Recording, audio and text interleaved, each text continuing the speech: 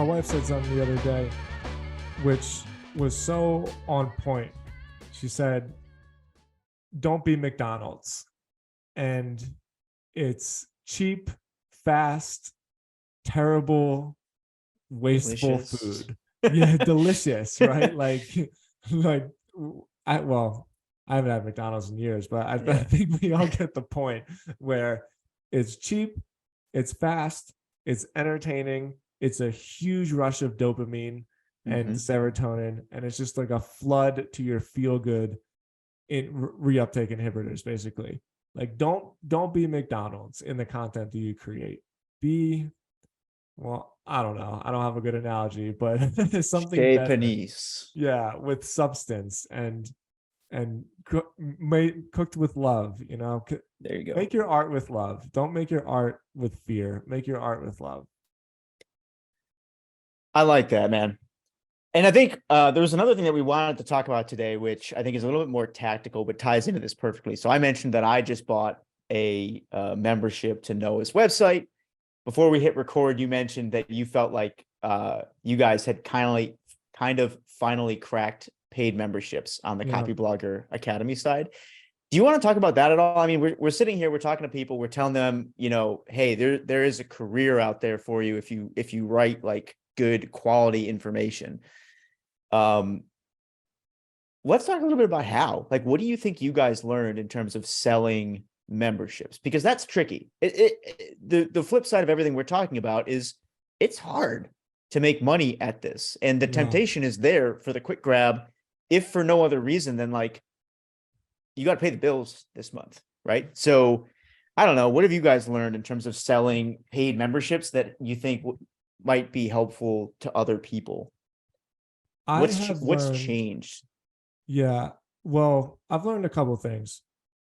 I've wrote a lot about this as well, and I was a little nervous about being super vulnerable in terms of reporting the lessons that I made because I didn't want to be uh like I wanted to be sensitive to the fact that I am reporting these lessons to the people who also are subscribers, Right. so I didn't want to write to them as though Yeah. they were just some like mindless Stripe notification. It really was done from like a purist point where this was so much harder than I thought it was going to be, which was building a membership site. Yep. And I think the lessons are threefold.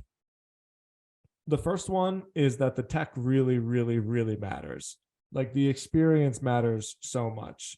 And Circle just completely changed the game for me. And it sucks. I had an opportunity to invest in it a couple years ago and I missed it. And honestly, I don't even know if they're profitable or not. It's one of those things where I wouldn't even care. It's just so clearly a superior product than the other membership platforms that it would be worth giving a shot just because, one of those like quality bets, I suppose. So Circle totally changed the game. And we've talked about the other ones, which weren't as good. Um, but yeah, like as soon as I found Circle, it made it so much easier to actually create the product that I wanted to. Because here's what happens when you create a membership. So I'll give you an example. Someone starts with a Substack and they say, oh, wow, this is great. People are paying me $5 a month. It would be really great to have like some community elements in here. So then they say, okay, let me have a Substack and then let me open a Facebook group. And it's like, oh, okay, this is really cool, but I can't really combine the two where the best I can do is create a post and then put the post in a Facebook group and some of the people can see it who are payers and other people can't, so it just gets weird. And then you'll want to go up one more where you say, oh, wow, but what if we could do videos and like live presentations? And it's like, okay, well, let's create a Zoom. And then all of a sudden you're using Substack to make your announcements about your presentations that you're doing on Zoom to where Mm-hmm. you create the community and the networking and the experience on Facebook or Slack or whatever. So the whole thing just gets weird. And Circle completely solves for that. Like they just nailed it and they're continuing to improve it all the time. So the tech stack certainly played a big role. The second is that SEO still really, really, really sells. It's just, I have two main funnel points on my sales. So timstodds.com sells memberships, and I kind of do like an affiliate to myself, basically. Like if I sell it from my own brand, just because it's different companies. Mhm. And then Copyblogger, obviously. And most of the signups from Tim Stodds come from social media and my newsletter. And then most of the signups from Copyblogger just come from the long form content. And Tim Stodds definitely gets signups, but I think that has a lot to do with what we talked about a couple episodes ago, where it's like media brands are becoming much more personalized, and even company media needs to have people to represent them. And so I'm still not really sure how much of it is like a cross pollination behind the fact that people might see Copyblogger and then find out that it's me and then check me out and just kind of get in through that way. Um, I don't really care, to be honest.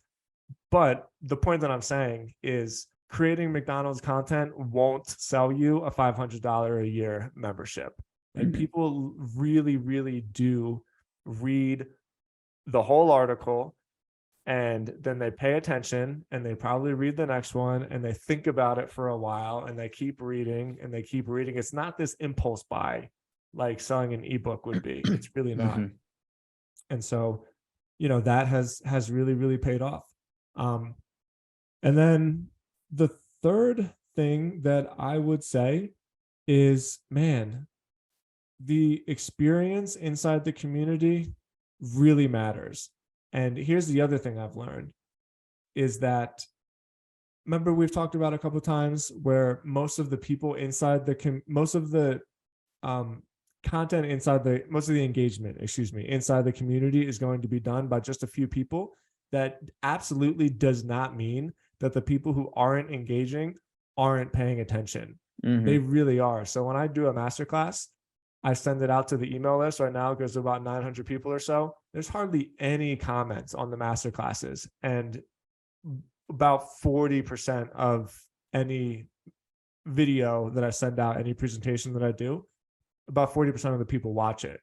And so it's like there's this weird duality where the engagement is run by a few people and you have to really, really appreciate them, but you also can't lose sight of the fact that just because people aren't engaging doesn't mean that they're not getting the most out of it. And all of those things, um, since I put it on Circle, and since like I really, really nailed it down and dialed it in, since I think December 20th or so was when I kind of soft launched the relaunch, and then just basically acted as if for 2023, like didn't make a big thing, didn't say, hey, we're new and approved. I just kind of pretended like it was this way the whole It's time. always been this good. Yeah. Yeah, yeah. I haven't had a single cancellation on the 30-day notice because there's a Wow. 30-day refund. I haven't had one, not one, man. And I'm like, Wow. I'm feeling good about it. I'm feeling That's really good awesome. about it. Yeah. That's really good. Well, Thanks. congratulations, man. Those are great tips too. I'm glad that the tech thing is working out. And I totally agree with the importance of long form content Yeah. and your lurkers. And specifically, Lurker is nice. yeah, they'll usually be they're usually like the vast majority of a community. What I'm finding too is that for content stuff, there's also this thing, they're not really lurkers. It's more like people who stay subscribed just because they want to interact someday. So like that's me with a Yeah. media operator. Do you ever get Jacob Donnelly's newsletter? No, no. It's called The Media Operator, and it's good. Jacob Donnelly, he writes about, running a media company. I think he's like head of sales at Morning Brew or something like that. He's some executive at Morning Brew, but I never read it. I never read it. I'm never in the Slack channel. And I've paid for it for 3 years now. And it's like the whole thing is in the back of my mind. It's always like, there's so much good information over there. The community that he's built is awesome. I mean, there's like heads of like 100 different great media companies inside this Slack channel. And I'm always telling myself, one of these days I'm going to go One over day. there. Yeah. Do you but I never ever do. pay for stuff that like you don't ever intend on reading? You just want to support them? Yes, yeah, that's me with the information. Cool. Yeah, do Yeah, you? there's a Twitch streamer. His Twitch name is Pig. And and well, I enjoy his content a lot, but there's him and this other guy named Maynard. And Maynard, I haven't watched his shit in I don't even know how long, 4 years probably. But I just know that he's like really, really passionate about the game. And I've talked to him on Twitter a couple of times. And so it's $5 a month for 4 years. I don't even know. What is that? 120, 240, right? So I'm giving him $240. I haven't watched a single video, but I just want to support him. I don't know. I think it's kind of funny too, the whole like support model. It reminds me of Da I don't like Vinci. it. Do you ever think about how like okay, so Da Vinci would go out and find, what do they call them? Like I think they called them sponsors back then. You'd go out and you'd find some like royal guy who would be willing to put you up in a castle for 6 months and pay Yeah. for all your food, pay for all your, and then you'd paint a painting in exchange. And it's like nothing's changed. It's still the exact same way, except except now I'm the royal guy. So I thought it was kind of funny when we were talking about finding sponsors and stuff for the show. I'm like, man, that's the exact same model Da Vinci was using hundreds of years ago. It's nothing Yeah. has changed. It's exactly the same. Um, Yeah. I I am still fine with the sponsorship model.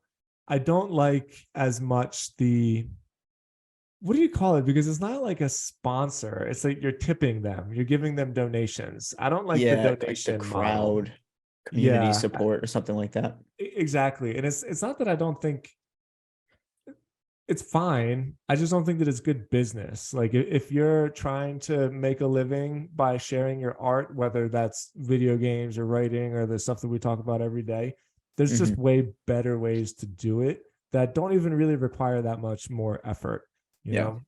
Oh yeah. Well, I mean, I think we've touched on this a couple of times. I think Like we did too. Now that I'm saying it out loud, I think we've talked about this before. a lot of creators struggle with, it's like the Patreon thing, right? Mhm. Sign up to my Patreon if you like my newsletter. And it's like, that is one way to do it, but you'll make a lot more money if you can figure out how to offer something valuable that somebody wants to pay for because they want the product itself. As opposed to, they're signing up to tip you because they like you as a person. I think all these creators would be better served just thinking through that perspective, because what you're doing, if you build it so that people pay you because they like you, that's fine. But you're gonna be the first thing that goes whenever they got to trim the budget. And then Exactly. it's very hard to sell that business too if you ever want out. On the other hand, if you build something that's like valuable on its own, like a lot like investing newsletters were like the first to this. We talk about newsletters all the time without ever really acknowledging the fact that market analysts have been doing newsletters for decades, paid newsletters, and people pay hundreds, if not thousands of dollars a year for those things, not because they like the analyst, but because one great insight could make them 10, 20, 100 times whatever they paid for the newsletter. So there's real value tied up in that. And as a creator, if you can find ways to tap into the value of what you're saying, as opposed to just the affinity for you or your brand, you'll always make more. And I think that's like, Copyblogger is an example of that. We're going to teach you how to build a business. It's not the same as like, Mhm. sign up here because you like Tim.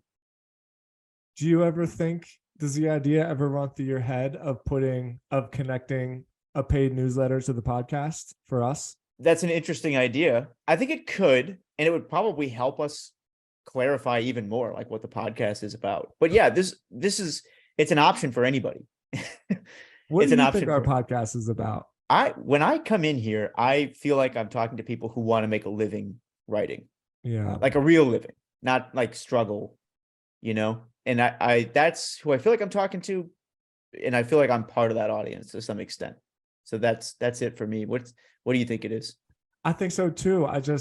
I go back and forth in my head so much about whether people enjoy the relaxed nature that we have, where sometimes we veer off track or talk about opinions, or even like today was a perfect example. If we would be better off just serving the audience very, very specifically. Mhm. And then I go back and forth in my head about like, no, it is the nature of who we are and our personalities that brings people to the show in the first place. And because of that, it's better to veer off track from time to time as opposed to being so strict and so educational. And the answer is probably both. Mhm. I just podcasts are they're really, really difficult mentally, because it is so hard to, when you write something, you have time and space to articulate your thoughts.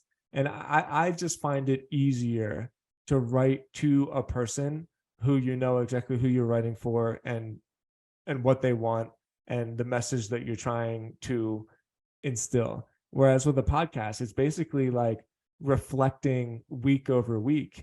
And when you do that, life is very nuanced. And so like every week is different. I didn't know that Balaji was gonna say some nonsense on Twitter that would get me so irritated that I felt like I had to come on here and talk to you about it, right? And so Yeah. and so I think it's hard to stick to a top. Who's done this really, really well, and I mean it, is Pat Flynn from Smart Passive Income podcast. I mean, damn, how long has he been Like doing this for? 10 hundreds of years? episodes. Yeah. Yeah, 10 years now. And he's had a really, really good ability to take liberty with his message and veer back and forth a little bit, while also not, he's weaved on the road, let's call it that way. But he's been on the road the whole time. He's just gone to and fro a little bit, but I don't think he's ever stepped off that road. And there are times where I think, man, if we had a little bit more like stricter of a discipline in that regard, we could probably have more success in the metrics that we pretend we're not chasing. Right? I think there's an interesting dichotomy between free media and paid media. And now that you mention it, I think free media is much more personality driven. Like if you look at a business like The Hustle, people read it in some sense for convenience, but mostly for the personality. Like Yeah, the it's like you could humor. get your news from anywhere. I want to get it from people that I like, who I think are Yeah. funny and fun. But I don't think people would pay for The Hustle. And it's because people don't really pay for personality. That's what we're saying here. Some people will, but it's hard to scale that. People pay Wow, for that is value. such a good insight, Ethan. Yeah. Hold on, let me unpack that a little bit. So then if you're not paying for personality, what are you paying for? People pay for value. And I mean, that is literally, and specifically, this is what Alex Hormozy would say. People always pay for a deal. Like they want to feel like they're getting more value than what they're paying for. Yeah. So that's why Trends is the paid product from The Hustle. They're both business related, but one very specifically offers to show you business opportunities, how to pursue different products, stuff like that. It's very much about capturing more value from your business. Whereas the other one is more like, hey, this is a fun, personality driven, news source. And I think the same thing goes for podcasts. So like you and I on this show, I don't know why people tune in. I like that they do, but I'm not sure why they do. But I think there's room for something like this to be largely personality driven. It's almost like we're having a conversation with the audience every week. Yeah.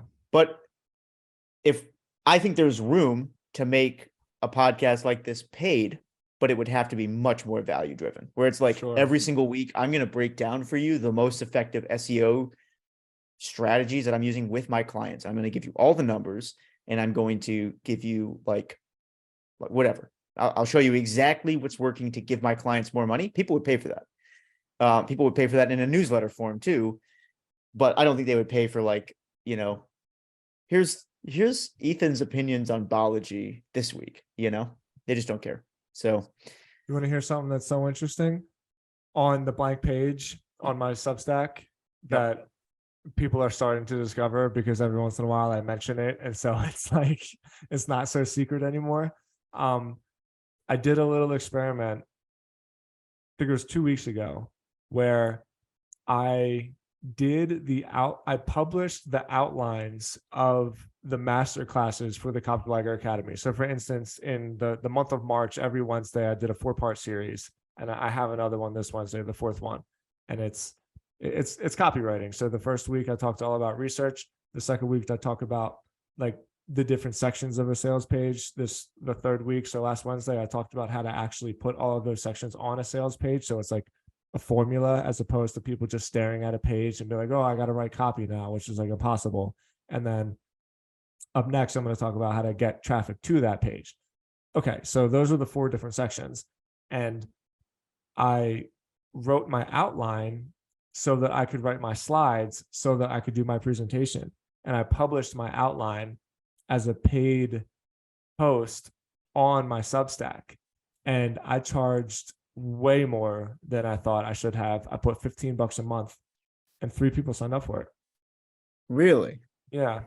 And it's like such a proof point of what you're saying, where the whole point of that newsletter, blog, free creative writing outlet that I give to myself is like, there's no rules. I can write about whatever I want. Yep. And sometimes I write about stuff that has real measurable value, maybe, where there's like a who I am before I consumed this content and who I am after I consume this content. Like there's a journey. And yeah, I couldn't believe it. $15 a month, which isn't a lot for a membership. I think it's a lot for a Substack. People just typically don't pay that much for a Substack, but I was like, whatever.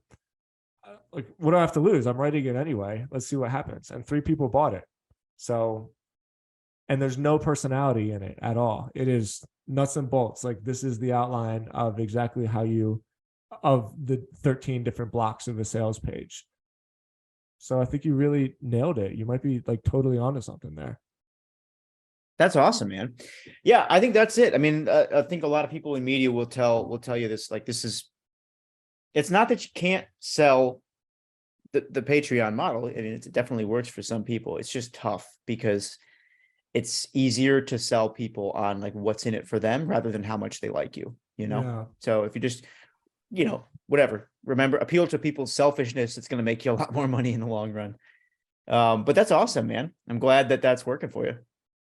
Do you have plans to like continue growing that, or was that just like a small scale test? Well, I'm battling the urge to sell it as part of my automation on my Tim Stodds newsletter, because I know I have a big enough of a following now where I know I could do it. I think if I have 1,000 paid subscribers at $15 a month, that's another form of like pretty life-changing money. But I'm scared to lose the whole point of it, which is there are no rules. And I think if I did that, it'll start becoming a job. And then if it becomes a job, then it's just dollars and cents decision. And I think the time that I would have to spend on making the blank page good enough for people to spend $15 a month would actually be more valuable if I spend it just continuing to close deals for Stodsy, So I'm at this real turning point in my career where I'm realizing that I can no longer say yes to everything, because I believe that when you're just getting started, like this whole idea of like say no more than you say yes, I don't think that's true at all. So much of the success I've had has just been showing up to things that I had no idea what I was in for. But when you get older, and when the ship, the analogy that I used when I was talking to my wife about it, like the ship that you're steering is bigger, and like you can't turn the ship as quickly as you used to. I have to say no to stuff now. And so I mean, look, I wrote a sales page for it. I like, all I got to do is push the button, but I don't think I'm going to push the button. I really don't. Can I loft an option C out there? Please. Yeah, please. Okay. So this is a model that we talk about a lot here on this show, which is, and if you're new here, this is how media companies work. You basically have free products that you monetize via ads and affiliate deals. You have front end products and you have back end products. Front end products are usually $50 to $100 a year. Back end products are like $500 and up, and they can be all the way up into the many thousands of dollars. So what we've talked about so far is the free product, which is like the SEO that you're leveraging, the podcast. And then I think you mentioned that the Copyblogger Academy is in that $500+ range. So Yeah. that's technically the back end. And what you're seeing now with this $15 subscription is that there is demand out there for a front end product as well. Yeah. So even if it's not through your personal brand, to me, this is an indication that there might be room to add a front end inside the Copyblogger ecosystem. And like, you already know what the content's going to be. It's the same stuff you're using. It's like it's the light version of your back end content. You said it was an outline of the class that you used on the back end. So the kind of the light version of that could be the front end. And that would plug in perfectly to the model, because the way these typically work for people listening is like your free product sells the front end sells the back end. And I think what you're seeing is demand. People want that middle tier. It could be under Tim Stodds, or you just use this as the indication of like, oh, I should just build my $15 a month subscription over on Copyblogger. I think you're right, but I also think you're wrong. And I'm going to tell you why. So ever since I read $100 million offers, my Kindle has just been serving me the whole slew of $99 ebooks from the ClickFunnels crew. And I know what I'm doing. Like, I know I'm buying this ridiculously McDonald's content ebook so that somebody can try to pitch me on some $500 like build your online course business at the end of it. But it's 99 cents every time, and they're pretty easy to read. And so I read one of the Dan Henry ones. Dan Henry he's just one of the Russell Brunson proteges. I can't remember what his thing is called. It's pretty irrelevant, honestly. There was nothing about his book that spoke to me. It was called, I can't remember what it was called. His name's Dan Henry. Digital Millionaire Secrets. Yeah, there you go. Secrets, yes. They always use the word secrets in there. And so I read through the book, and I found it really just basic. However, he had one chapter, which is why I always recommend reading books all the way through, even if you hate it, because this one chapter totally flipped a switch in my brain again, even though 99% of the book was just garbage. And the one chapter was just the value of high ticket items. And so the way I have it set up, and I've talked about this before, is Tim Stodds and Copyblogger both have their free, personality driven, now that you've said that, I'm never going to get that out of my head now, newsletter. And then Copyblogger Academy is the front end product, and it's priced a little high to be a front end product, but let's just hold it there. And then agency services are my back end product. And so for Copyblogger, I have an agency attached to it, which is called Digital Commerce, and we've talked about that, right? But on the side, I've always worked with personal consulting clients that come to me from time to time, usually just through relationships. Like, I don't have a business on it or a website or anything like that. But through one of the newsletters that I sent probably 3 weeks ago, I got an email reply, and somebody said, hey, I want to hire you for a deal. And overnight, my newsletter, which monetizes on its own and sells the front end product, and that's all really great. But then overnight, it's a year-long contract at $5,000 a month, And so, suddenly 5 times 12, what is that, 60? Suddenly it's $60,000 of revenue that I would have to really, really hustle for if I'm selling a $15 a month front end product to the $500 a year back end product, which is Copyblogger Academy. And so that is the part about it which I battle, because there is a scalability factor as well. Whereas, okay, great, but like I said, it's just as much work to write one newsletter a week for 5 people as it is for 5 paying customers, as it is to write one newsletter a week for 5,000 paying customers. And so if I'm at $15 a month, I got 1,000 of them. Well, it's $15,000 a month, and sure, I could close 3 deals and get $15,000 a month in net revenue, but that's probably net, like even after taxes, that's probably $1,800 a month in my pocket, per client. And so the work balance is just so different, unless I want to build a team, So I really, really went on kind of a tangent there, sort of word vomiting through my thought process. But I've been having this little thought exercise recently on the idea that, like, no business is perfect.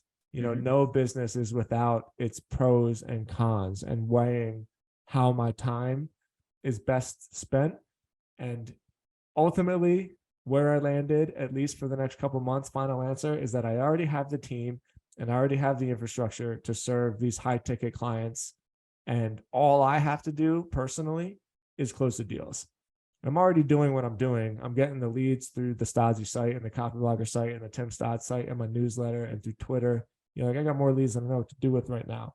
The hard part is saying no to the people that can't be at like $5,000 a month or so. And so dollar for dollar, right now, my time is best spent closing service deals as opposed to trying to build another content product business. There you are. I've spent time thinking about this, as you can tell. Yeah, it seems like it. That leaves me with only one question then, which is, are you satisfied with Copyblogger Academy being priced where it is? Because technically, if you want to talk technically, it's a back-end product just because of the price range. Because the real difference between the two is that a front-end product is priced at the impulse buy level, and the back end is not. So theoretically, if you're already producing that, there is a chance that the revenue from that goes up if you drop it down to like the front end product range. Or you just think about it as, what it is, which is like a back end product for your more sort of committed customers. But have you thought through that at all? Like, is there any part of you that wonders if you would make more from Copyblogger Academy if you guys drop the price? Let me ask you this, and this is kind of like inside baseball, so you don't feel too pressured to answer. But like, do you have any sense for what the current conversion rate is from what is it? Well, I shouldn't say it's low. It's probably normal. Yeah, it's normal. 1 to 3% or something like that. Exactly. Yeah, it's about 3%. That's exactly what it is. So obviously, these things. So my thought hasn't been, should I drop the price on Copyblogger Academy? My thought has been really what you're saying, which again is this mental rat race that I have in my head, where it's priced out of the impulse. Let me check this out. What's a good example of stuff that we all do? If there's a new brand or something that I find, let's just call it a clothing brand because that's something we can all relate to. Like, I'm not going to go to the store and then just drop a couple $1,000 on all the clothes. You'll buy like a t-shirt, you'll check it out. If you got a new sneaker brand, so for instance, Vivos, Barefoot Vivos, my wife bought one of those and now like she just cannot stop buying them. But she bought one and now it's just her favorite. And I think I am missing the opportunity to get people to say like, oh yeah, sure, let me check this thing out, by not having something that is priced more in a traditional front end product. That's interesting. Yeah, I think you could be right, and that's what I'm getting at. But then what you said as well is like, well, some brands are willing to give that up, right? Like, there's no front end Gucci bag, right? Like, you're either going to drop the money or you're not. So I think it comes down to the decision of like, just what game are we playing here? And that ties into everything that we've talked about today. Is the game McDonald's content and outrage, or are you in it for the long game? How much money is enough, and where do you want to make it? All those are the types of decisions that I think people have to continually ask and continually re-answer. And that's how you play this game without going crazy, because it'll drive you nuts if you're not constantly thinking about what really matters, Well, I'll tell you what I've really thought about doing is, originally the front end product tied to Tim Stodz was called the Bootstrapper, and I still have the domain, the bootstrapper.io. And this was one of the problems that I talked about with the tech stack, where I bought it on Podia. I had my courses up there, and then I tried to use Podia's community, and it just wasn't good. I think Podia is actually in a lot of trouble right now. I think it was a really great product, but I think they're just getting out innovated pretty quickly. And so I still have the domain, but for sake of my mental sanity, I took all my Bootstrapper members, and it was around the same price. And I just said, you're in Copyblogger Academy now. Here's all the content that was in the Bootstrapper. Now you get this free timeline. They don't get access to the same stuff that like everybody who bought the full membership of the Academy bought, just because I thought that would be like unfair. But nonetheless, I combined them all. However, I still get people asking me, it's rare. When I say that, it sounds like it happens all the time. There's been 1 or 2 instances, I should say, where people say, hey, the Bootstrapper had that weekly newsletter that I really, really loved, and I don't want all of this stuff with the Copyblogger Academy. It's just not for me. I just really loved the newsletter. And there's been a lot of times where I think about tying that product in the bootstrapper.io. I might even just put it back on Substack just to make it super simple and not overcomplicate it, and have that be some kind of $9 a month, $70 a year tripwire product to get people lubricated to swiping their credit card, so that when they see $500 a year, it's like, damn, I'm already getting this much for the newsletter. How much better is these weekly presentations going to be? Yeah, that's what I think about. I like it, man. I think there's a lot Why, of you want to opportunity write there. it for me? I can't write another newsletter.